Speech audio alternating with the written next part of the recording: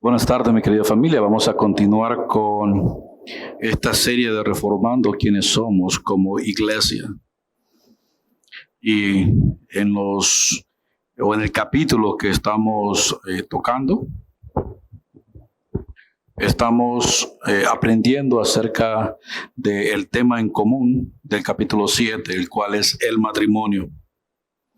Hasta ahora hemos aprendido muchas cosas con respecto al matrimonio. Hemos aprendido acerca de la decisión, hemos aprendido acerca del propósito, hemos aprendido acerca de quién es el que establece el matrimonio.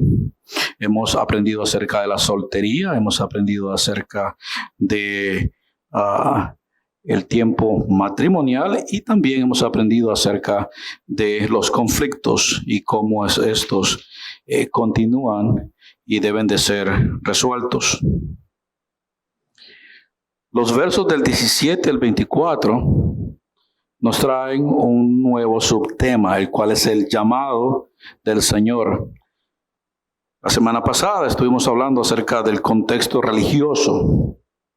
Ese contexto que nos enseña con respecto a la situación en que nos encontrábamos cuando fuimos llamados por el Señor. Y esto tiene que ver con nuestra religiosidad.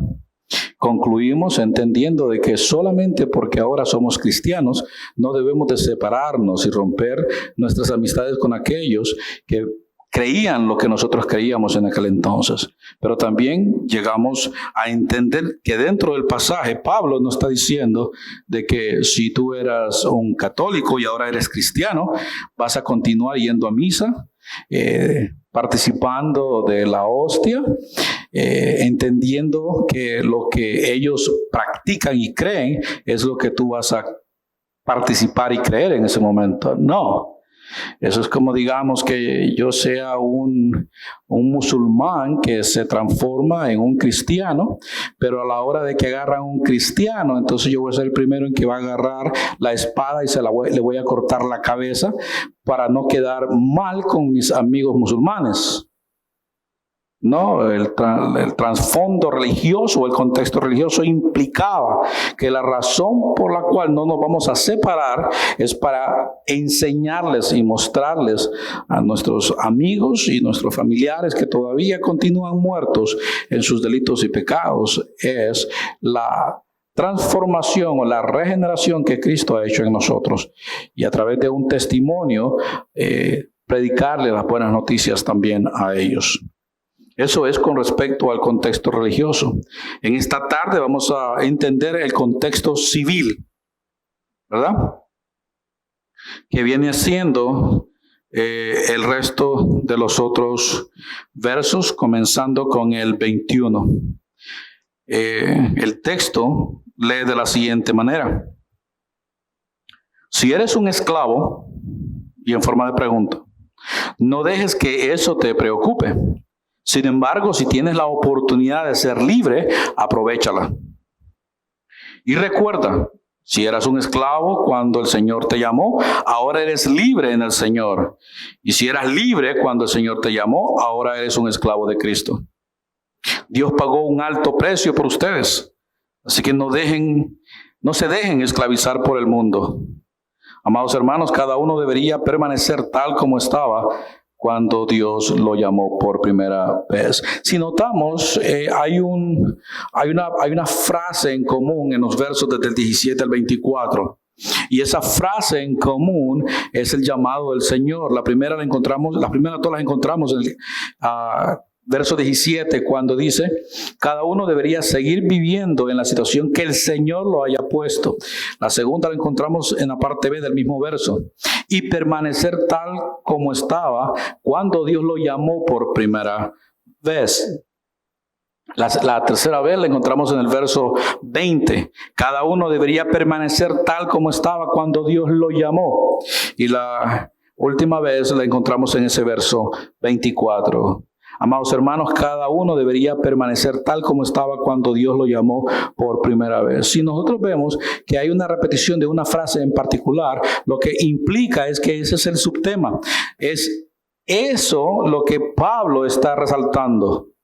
el llamado de Cristo y la situación en que nos encontrábamos cuando recibimos ese llamado. Ahora bien, la semana pasada entendimos el contexto religioso del llamado. Ahora vamos a entender el contexto civil. Oremos. Amado Señor, en el nombre de Jesús te imploro del fondo de mi corazón que en esta tarde seas tú, mi amado Dios, el que abra nuestro entendimiento, nos dé sabiduría de lo alto para comprender tu palabra y nosotros como tu pueblo la podamos poner por obra, en práctica en nuestra vida diaria, mi amado Dios. Porque es imperativo, categórico, que todos aquellos que somos tus hijos, no solamente somos oidores de tu palabra, sino hacedores de la misma. Ayúdanos, Señor, a vivir de la manera en que a ti te agrada. Por los méritos de Cristo te lo pido. Amén y amén. Familia, como dije la semana pasada, estuvimos entendiendo lo que los versos del 17 al 24 de este capítulo 7 de 1 Corintios nos está enseñando, el cual es el llamado del Señor. Y como dije, los dos subtemas de estos versos son el contexto religioso y el contexto civil. Al igual que en el contexto religioso, donde Pablo nos enseña acerca de la circuncisión y la incircuncisión, en los versos del 21 al 24 el apóstol trata del contexto de la esclavitud y la libertad. Familia, es imperativo notar que Pablo no le comienza hablando a la persona que está libre o a liberto, sino a la persona que está esclava. Y la pregunta es, ¿por qué? ¿Por qué comienza con la persona esclava y no con la persona libre? La respuesta la da el mismo apóstol, ya que es necesario tener una clara concepción de la esclavitud de aquellos tiempos, que no es la que comúnmente se nos dibuja hoy en día. A veces vemos películas o series en la televisión donde se nos presentan una esclavitud o lo que la historia le llama esclavitud, y se nos dibuja en nuestra mente lo que probablemente la esclavitud era en aquel entonces.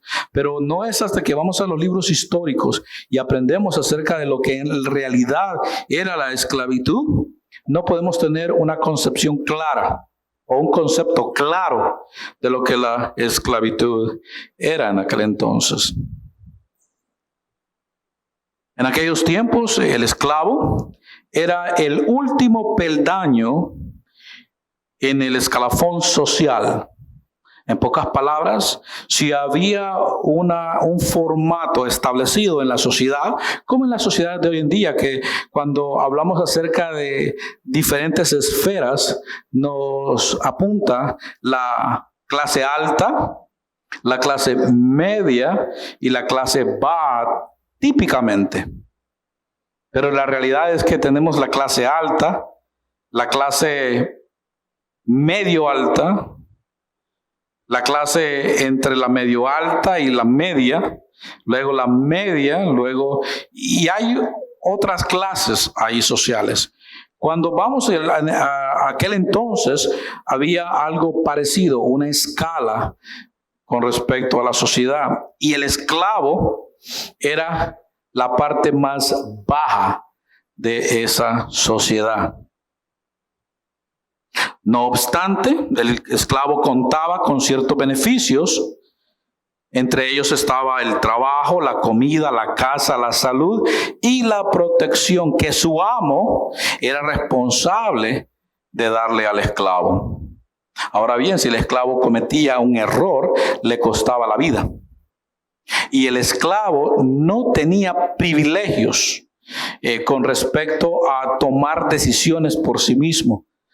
Él tenía que someterse total y absolutamente a las decisiones que el amo le exigía.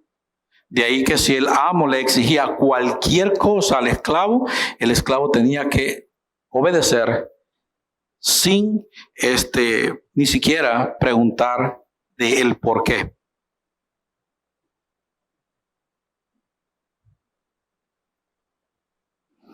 Ahora bien, Pablo le dice al esclavo, verso 21, eres un esclavo, no dejes que eso te preocupe. Sin embargo, si tienes la oportunidad de ser libre, aprovéchala. Aquí Pablo, y siguiendo su línea de pensamiento, le dice al esclavo que si fuiste llamado al cristianismo o fuiste llamado por el Señor siendo esclavo, permanece como esclavo. Eso no te tiene que hacer sentir mal, aunque da una recomendación. Si puedes obtener tu libertad, pues te va a ir mejor. Ahora, no lo dice por causa de la nueva fe, sino por la cuestión social de aquel entonces, ya que era mejor ser libre que ser un esclavo. Sin embargo, aquí Pablo toca tangencialmente el hecho de que la peor de las esclavitudes no es la esclavitud que el esclavo había experimentado en ese momento, ya que aunque él estaba en la situación en que estaba, podía ser libre, ya que la peor de las esclavitudes es la esclavitud del pecado o al pecado, de la cual cualquier persona que viene a Cristo Jesús en su conversión o en su regeneración es una nueva criatura en el Señor.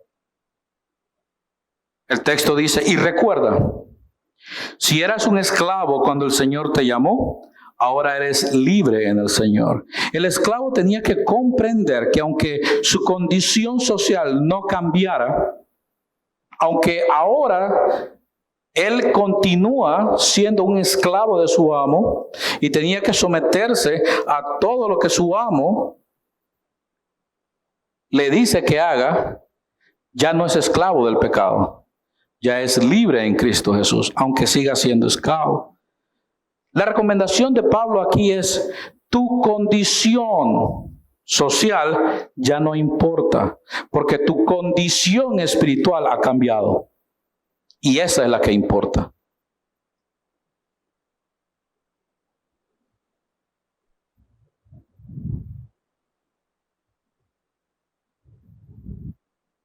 Además, mi querida familia, el verso 21 le da un elemento para pensar de esclavo. Si Dios quiere tu libertad espiritual, pueda que también quiera tu libertad social. Pero eso ya es un deseo de Dios, dentro de los planes y propósitos eternos de Dios. Pero tú tienes que quedarte en la condición en que te encuentres. Si tienes la oportunidad de ser libre, aprovéchala. Ahora bien, aunque no lo dice directamente, y esto va para la persona que es el liberto, que se convierte, a que no se jacte de su libertad o de su condición social. Porque ahora que se ha convertido, ahora que ha sido regenerado, él tiene un dueño. Y ese dueño es el Señor. Y si tiene dueño, ahora es esclavo. El liberto antes no le rendía cuentas a nadie, especialmente en la sociedad griega de aquel entonces. A pesar que le rendía cuentas al César, pagaba sus tributos, tenía una libertad parcial, podríamos decirlo así. Pero ahora que ha venido a Cristo Jesús, ha venido a ser un esclavo de Cristo. El verso dice, Si eras libre cuando el Señor te llamó, ahora eres un esclavo de Cristo. Pablo no solamente le da una recomendación al que es esclavo, pero también al que es libre. Aquel que nunca ha experimentado la esclavitud, pero que ha visto la manera en que el esclavo se comporta para con su amo, y le dice, de la misma manera en que el esclavo le obedece al amo, ahora tú tienes que obedecerle al Señor. Y es interesante esto, porque vivimos en una sociedad que no les gusta escuchar la palabra esclavo, porque la palabra esclavo implica obediencia absoluta. Y cuando al Señor se refiere, nosotros no queremos obedecerlo. Cuando al Señor se refiere, vivimos en un tiempo que la iglesia, más que en ningún otro tiempo de la historia de la iglesia no quiere obedecer a Dios. La ley de Dios, los mandamientos de Jesucristo siguen siendo los mismos mandatos que Jesucristo les dio a sus discípulos cuando Él estaba con ellos, y a toda la iglesia a través de todas las cartas y el Nuevo Testamento, continúan vigentes para la iglesia de hoy en día. La diferencia es que la mentalidad judeocristiana de aquel entonces impactó más el evangelio en esa mentalidad y en esa sociedad que la de hoy en día. Vivimos en un tiempo donde nadie quiere obedecer. Vivimos en un tiempo donde los hijos no quieren ni siquiera obedecerle a los padres. Donde los esposos no quieren obedecer a sus esposas y viceversa. Vivimos en un tiempo donde nadie quiere obedecer a nadie. Vivimos un tiempo donde usted anda manejando y nadie quiere obedecer ni siquiera ni las señales de tránsito, ni tampoco las velocidades que han sido establecidas. Nadie quiere obedecer. Mas, sin embargo, la Escritura nos dice, tenés que comportarte de una manera tal que le debes absoluta obediencia a tu nuevo Señor.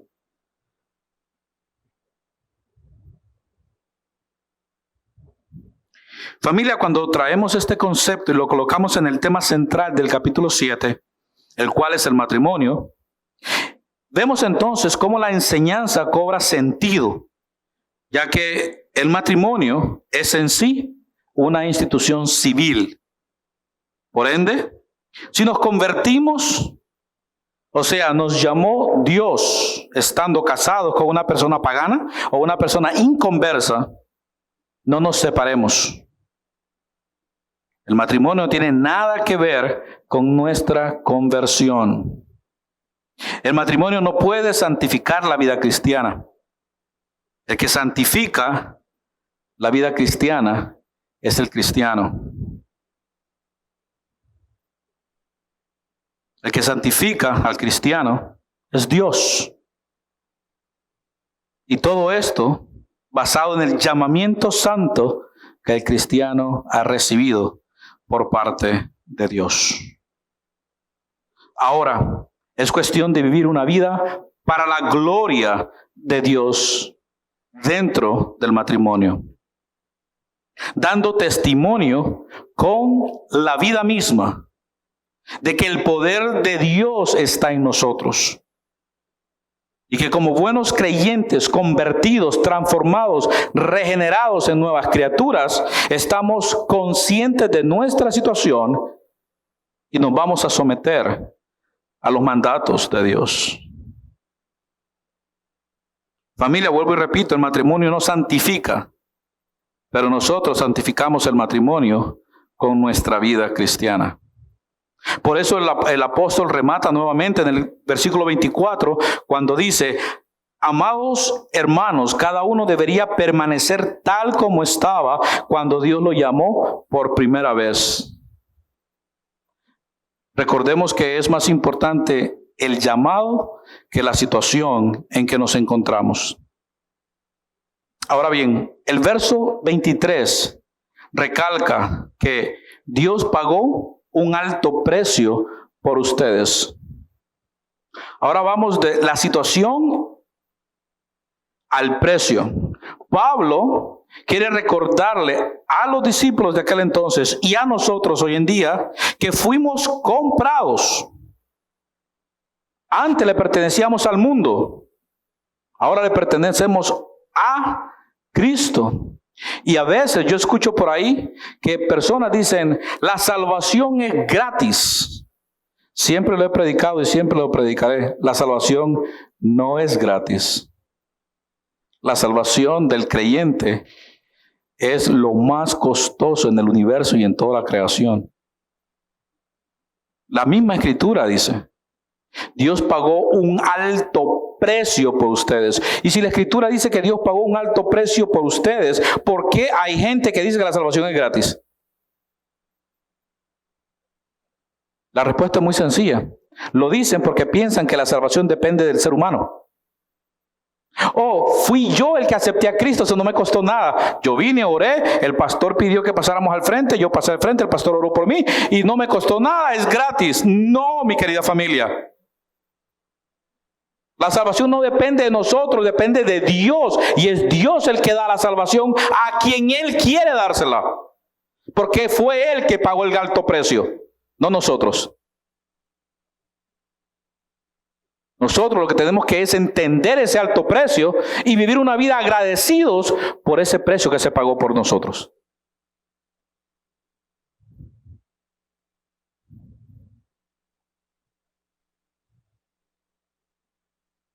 Por lo tanto, ahora tenemos un dueño. Fuimos comprados. Colosenses capítulo 1, versos del 13 al 14 dice lo siguiente.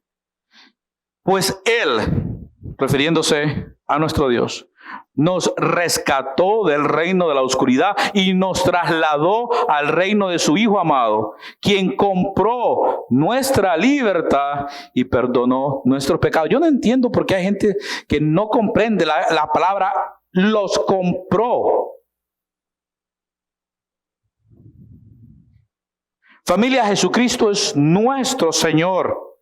La diferencia es que ahora en Cristo experimentamos algo que antes nos era imposible hacer, lo cual es tomar libres decisiones.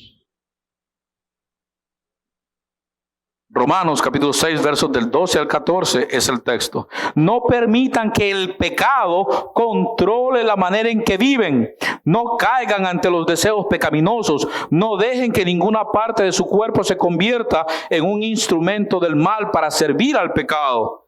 En cambio, entréguense completamente a Dios. Porque antes estaban muertos, pero ahora tienen una vida nueva. Así que usen todo su cuerpo como un instrumento para hacer lo que es correcto para la gloria de Dios. El pecado ya no es más su amo, porque ustedes ya no viven bajo las exigencias de la ley. En cambio, viven en la libertad de la gracia de Dios.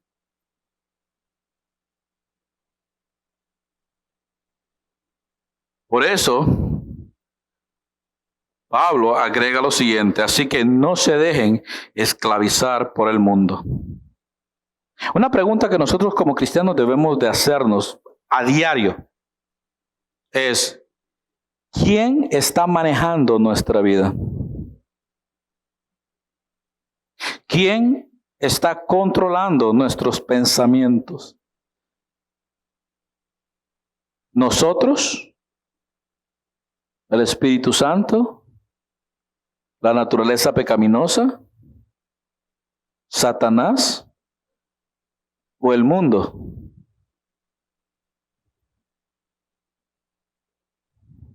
La razón por la cual nos hacemos esa pregunta es que en dependencia de quién controle nuestros deseos, así van a ser nuestras acciones.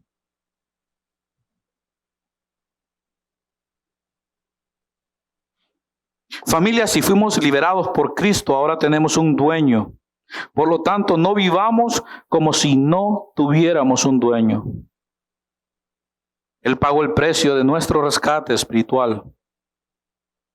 Nunca Nunca, mi querida familia, nos hagamos los que no entendemos estas grandes verdades enseñadas en la Biblia. Tampoco vivamos esclavos de tradiciones, de dichos populares, de instituciones y cosas por el estilo. Le debemos obediencia absoluta a Dios. El llamamiento divino es lo que debe primar en nuestras vidas y en nuestros corazones, al punto tal que debemos santificar el contexto por causa de nuestro llamamiento. En varias ocasiones he usado como ejemplo el té en el agua, especialmente en el agua hirviendo, y también una papa y un huevo. Muchas personas son como la papa, duras, pero cuando caen en el agua hirviendo, que es la situación en que se encuentra, se vuelven bien blanditos. Otros son como el huevo, que son blanditos, pero cuando caen en el agua hirviendo, que es la condición o la situación en que se encuentran, se vuelven duros. Sin embargo, el té, cuando lo metes dentro del agua hirviendo, sin dejar de ser té, sin cambiar quién él es, transforma completamente su entorno. Y el agua hirviendo se transforma en un té caliente. A eso hemos sido llamados. No a cambiar nosotros, a cambiar nuestros entornos, ya sean sociales o religiosos.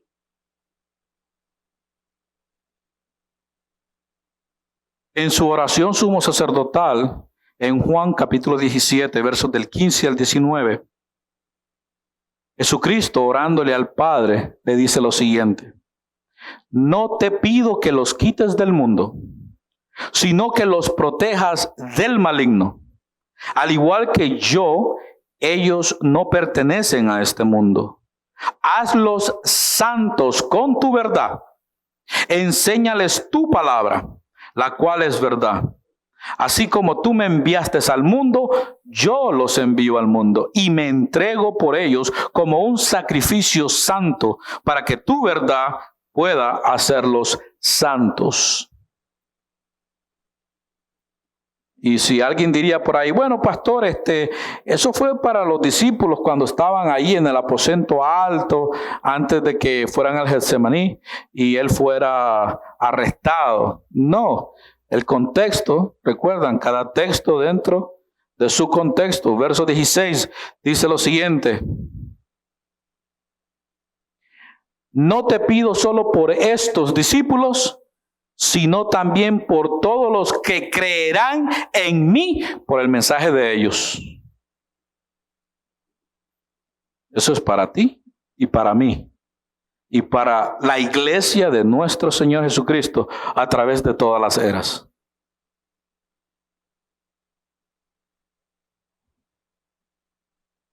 De modo que los discípulos del Señor enviados al mundo somos llamados a predicar las buenas nuevas de salvación en Cristo Jesús y a ser discípulos de todas las naciones. Los dos textos que se encuentran y nos recuerdan a diario estos mandatos se encuentran en Marcos capítulo 16, versos del 15 al 18 y Mateo 28, del 18 al 20. El primer texto, Marcos, dice: entonces les dijo, vayan por todo el mundo y prediquen la buena noticia a todos. El que crea y sea bautizado será salvo, pero el que se niegue a creer será condenado. Estas señales milagrosas acompañarán a los que creen. Expulsarán demonios en mi nombre y hablarán nuevos idiomas. Podrán tomar serpientes en las manos sin que nada les pase. Y si beben algo venenoso, no les hará daño. Pondrán sus manos sobre los enfermos y ellos sanarán. Y eso lo pudimos ver en la iglesia del primer siglo. Y eso no quiere decir que no siga ocurriendo hoy en día, pero todo de acuerdo al propósito que Dios tiene para cada ministerio y para cada iglesia. El siguiente texto en Mateo 28 las Escrituras dicen, Jesús se acercó y dijo a sus discípulos, se me ha dado autoridad en el cielo y en la tierra. Por lo tanto, vayan y hagan discípulos de todas las naciones, bautizándolos en el nombre del Padre y del Hijo y del Espíritu Santo.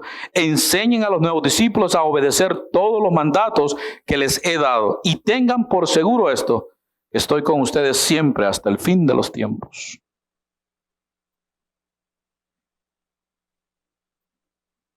Ese es el mandato de Jesús, de su Señor, a la iglesia. De ir y cambiar entornos. De ir y hacer discípulos. Y esos discípulos cambiar los entornos sociales. Familia, ¿sabías que el cerebro humano ha sido capacitado por Dios para crear el entorno que le conviene para su desarrollo y así sentirse cómodo? Y ese trabajo cerebral comienza desde muy temprano, desde el vientre de la madre, cuando el feto empieza y desarrolla su cordón umbilical, su líquido amniótico y su propia bolsa. Es decir, que el feto crea su propio entorno. Muchos dicen, no, es la madre la que provee. No, es el mismo feto el que va creando su propio entorno.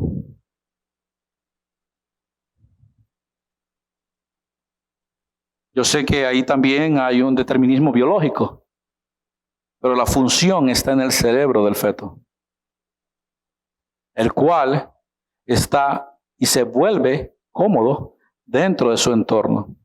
Por eso es que a veces cuando nacen los bebés, lo primerito que hacen las enfermeras o los doctores o las parteras o quien sea que esté asistiendo al parto es envolver el niño para proveerle calor, el calor que él experimentaba en el vientre de su madre. Y a veces nosotros los malcriamos cuando empezamos a proveerle cosas que él no necesita, pero que nosotros sí necesitamos. Nosotros necesitamos su cariño, su presencia ahí junto a nosotros. Y después cuando está llorando en la cuna, nosotros decimos, no me deja dormir. Sí, pues ya lo malcriamos. Él cuando estaba en el vientre, nadie lo estaba abrazando, ni lo estaba besando, ni estaba percibiendo otro calor. Solamente el de su propio entorno, que él mismo creó.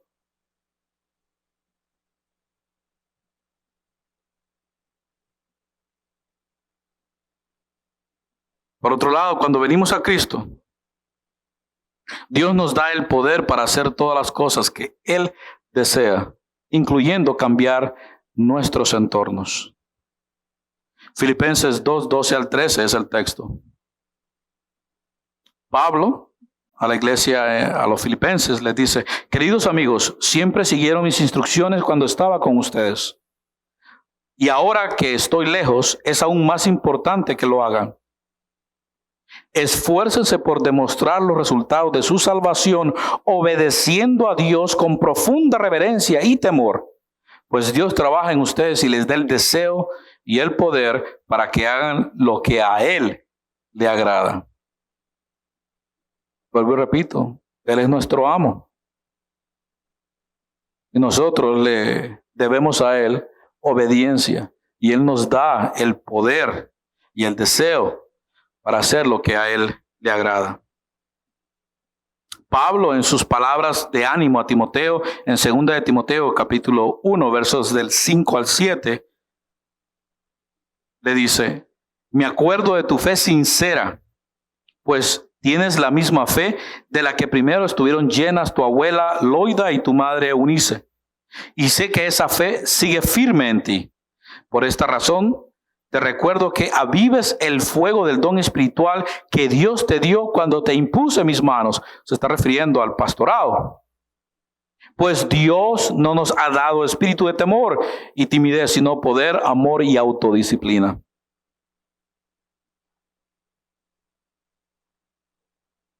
La meta, mi querida familia, es llegar a ser y decir, como dijo Pablo en Filipenses 4, del 11 al 13. No que haya pasado necesidad alguna vez, porque he aprendido a estar contento con lo que tengo.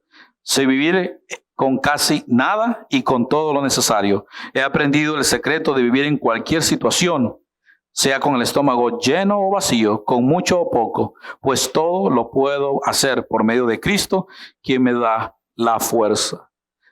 A Pablo nunca le importó la condición, su entorno. Él sabía que tenía que vivir una vida para la gloria de Dios.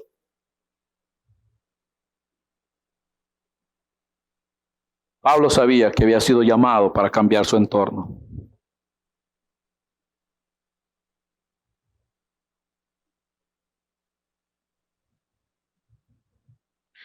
Ahora bien, si estamos llamados a cambiar nuestro entorno, ¿por qué lo vamos a hacer?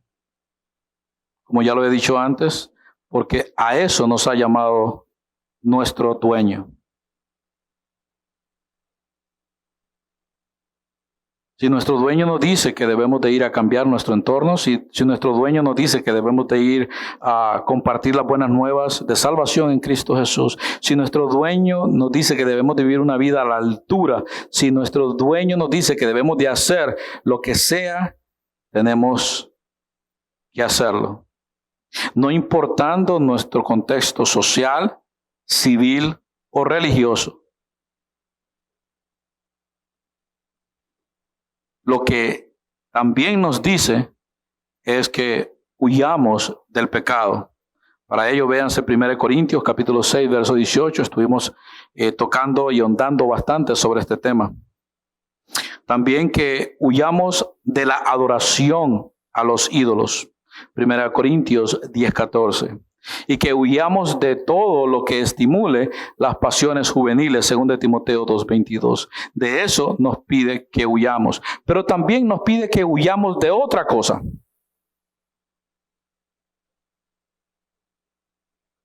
Apocalipsis capítulo 18, verso 4. Familia, si nosotros nos encontramos en un entorno donde ese entorno no está cambiando, y ese entorno se está volviendo tóxico, ¿qué es entonces lo que debemos de hacer? El texto dice: después oí otra voz que clamaba desde el cielo: pueblo mío, salgan de ella.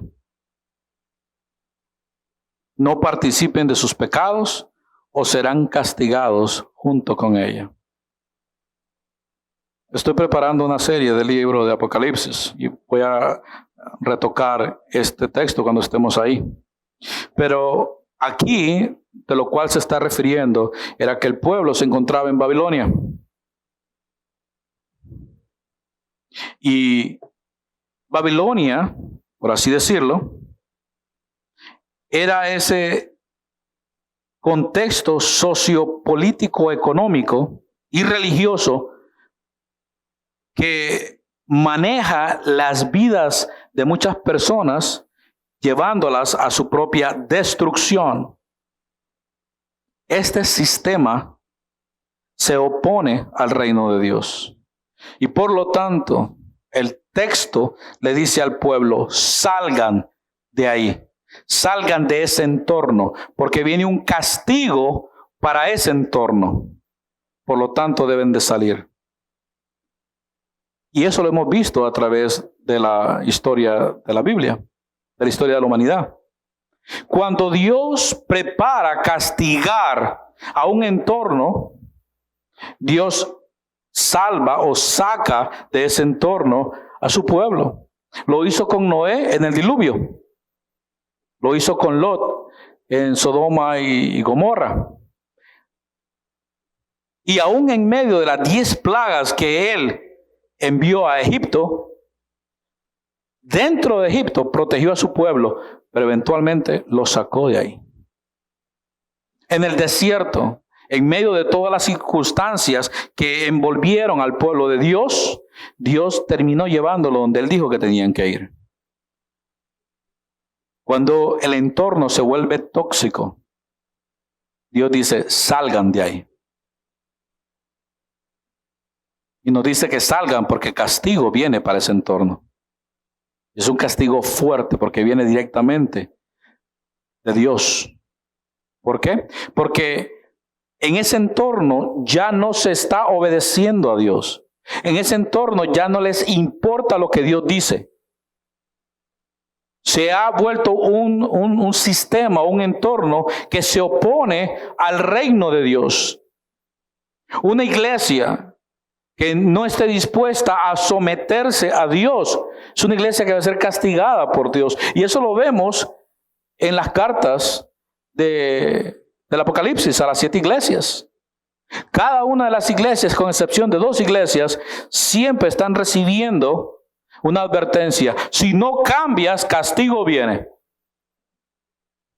Y a través de la historia hemos visto que castigos llegaron porque las iglesias no cambiaron, no quisieron cambiar. Y el castigo de Dios cayó sobre esas iglesias. Es más, una de las evidencias más palpables que nosotros podemos ver es la historia de Nínive y el profeta Jonás. Cuando vemos la historia de Jonás, vemos a Jonás yendo a Nínive, predicando, y a Nínive arrepintiéndose. Y nosotros decimos, mira, Dios se arrepintió. Dios no se arrepintió. Él simplemente dijo que si Nínive cambiaba, Él no la destruiría. Pero años después, Nínive volvió a caer exactamente en lo mismo. Y esta vez Dios no mandó a ningún profeta. Y Dios destruyó a Nínive.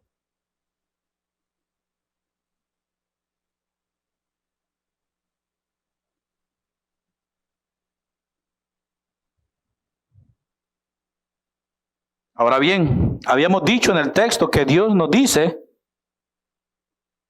de que no salgamos del entorno, pero ahora nos dice que salgamos. ¿Se contradice Dios? ¿O no se contradice Dios? El texto nos dice que vivamos la vida cristiana, que vivamos el llamamiento en ese entorno, para que ese poder que no solo nos transforma a nosotros, también transforme el entorno. El asunto es que aunque el texto se refiere al matrimonio, cuando lo extendemos a otras áreas o inclusive en la amplitud de los contextos que hoy tenemos del mismo matrimonio, podemos revisar y ver que hay entornos que Dios no quiere transformar y que Dios no va a transformar. Dios pudo transformar Sodoma y Gomorra. Dios tiene el poder para hacerlo. Dios resucita espiritualmente a todo aquel que Él quiere. Pero cuando Dios no quiere, Dios no quiere. Y simplemente sacó a Lot y su familia y la destruyó, esas 2 ciudades. En el diluvio universal, si Él hubiera querido salvar, Él lo hubiera hecho. Él tiene el poder. Pero es si Él quiere. Muchas veces como cristianos a nosotros se nos olvida que es lo que Dios quiera. Y si hay un entorno que es tóxico, un entorno que nos está perjudicando, y que Dios no está transformando por mucho que nosotros nos esforcemos, ¿qué vamos a hacer entonces? En Cristo, Dios nos ha dado las respuestas. Voy a dar un ejemplo. ¿Qué pasa cuando una persona, digamos, un actor de cine pornográfico, se transforma, viene a Cristo? ¿Tiene que quedarse trabajando en ese entorno? ¿O tiene que salir de ese entorno? Ese entorno es tóxico para él. Tiene que salir de ese entorno. ¿Qué tal si una persona es un vendedor de drogas y eso es su entorno? Y viene a Cristo Jesús. ¿Se tiene que quedar en ese entorno, continuando en ese oficio, en ese negocio, vendiendo drogas? ¿O tiene que salir de ese entorno? Familia, tenemos que entender que hay ciertos entornos que Dios no va a transformar, porque juicio hay preparado para ese entorno. De esos entornos tenemos que salir, porque ya se volvieron tóxicos. Y son tóxicos porque no le dan la gloria a Dios. Cuando hablábamos acerca del matrimonio entre un creyente y un no creyente, llegamos a entender que si el no creyente permite que el creyente vaya a la iglesia, que el creyente abra la Biblia, que el creyente haga aquello para la gloria de Dios y él está de acuerdo con eso, ese entorno no es tóxico. Pero del momento que el no creyente empieza a prohibir, empieza a servir de obstáculo para que el creyente haga lo que Dios demanda, entonces ese entorno se vuelve tóxico. Y se han dado muchos casos, especialmente para el lado de las mujeres, donde la mujer es la cristiana, el hombre no es cristiano, y hay mucha hasta violencia doméstica. Y entonces, como lo he dicho en otro lugar, en otros tiempos, llega la mujer donde los ancianos o el pastor de la iglesia y dice, no, Dios dice que el divorcio no es justo, así que usted se queda ahí aguantando los golpes y Dios va a transformar a ese hombre. Y el problema es que, por último, llega a meterse en el asunto hasta la policía. Porque muchas son las mujeres que terminan en hospitales de las golpizas que les pegan. ¿Y sabes también quién termina en la cárcel aparte del marido? El pastor que le dio el consejo. O el anciano que le dio el consejo. O el líder que le dio el consejo.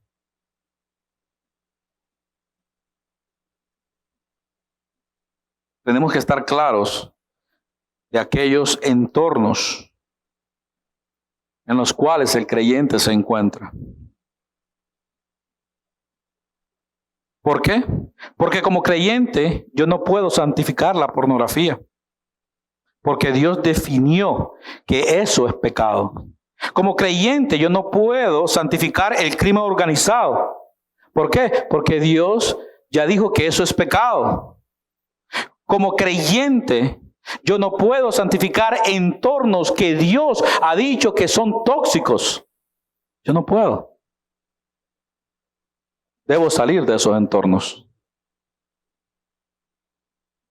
Volviendo al matrimonio, si la condición en que se vive es tóxica y no se le está dando a Dios la gloria, es necesario revisar esos matrimonios y hacerse la pregunta del millón.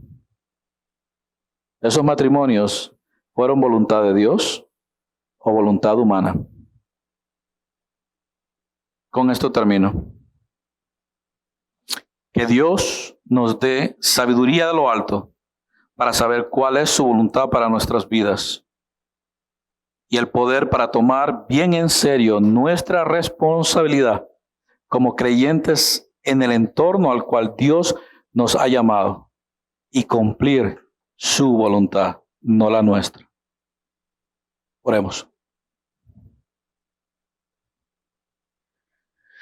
Mi amado Señor, estamos delante de tu presencia entendiendo que tú nos has enviado a predicar tu evangelio. Pero de la misma manera en que tú le dijiste a tus discípulos que si llegaban a una ciudad, llegaban a una casa y no eran bien recibidos, que sacudieran el polvo de sus sandalias y se fueran y salieran de ese lugar. Y que de la misma manera en que Sodoma y Gomorra recibieron su castigo, esos lugares también recibirían su castigo. Mi amado Dios, guíanos como nuestro dueño, lidéranos de una manera tal que podamos entender, Señor, dónde debemos de estar, con quiénes debemos de estar, para que nosotros podamos vivir una vida para la gloria y la honra de tu santo y bendito nombre. Nunca permita, Señor, que nosotros queramos evangelizar a la persona que nosotros queramos evangelizar. No permitas que nosotros tratemos de discipular a aquellos que nosotros, desde nuestra perspectiva, querramos discipular. Sino que danos la sabiduría para que nosotros vayamos y hagamos discípulos de aquellos que tú quieres discipular. Y le prediquemos a aquellos que tú quieres salvar, Señor. Transforma nuestra manera de pensar. Transforma nuestra manera de sentir. Y transforma nuestra manera de actuar. Permite, Señor, que cada uno de nosotros tomemos en serio que nosotros no nos gobernamos nosotros solos, sino que tú nos gobiernas, tú eres nuestro Señor. Danos el poder y la sabiduría para hacer lo que tú quieres que nosotros hagamos, Señor. Ayúdanos, Padre eterno. Ayúdanos. Por los méritos de Cristo te lo pido y te lo suplico. Y te digo, amén. Voy a